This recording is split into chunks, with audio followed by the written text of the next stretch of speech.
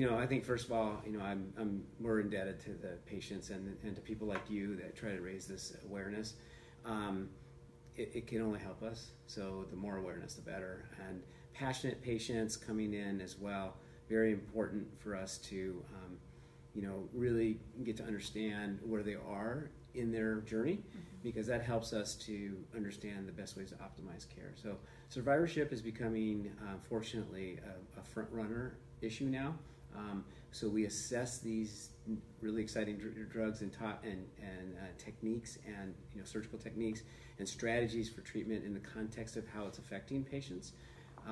The one thing that a statistic that I don't think gets very much attention is what we call prevalence. Prevalence is the number of women, for instance, in the United States today that actually have ovarian cancer. And when you look at that same statistic, as recently as maybe 8 years ago, there's 50% more women alive with disease today than there was then. So even though the number of new patients diagnosed every year is the same, and the number of deaths that we see due to disease is the same every year, the number of women with disease has gone up by 50%.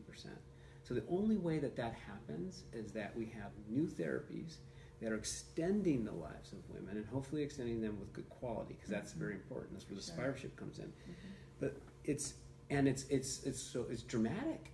I mean, I know in our recurrence studies now we've doubled in the span of that same time period. The likelihood of a patient living after they're diagnosed with recurrent disease has doubled in 2018.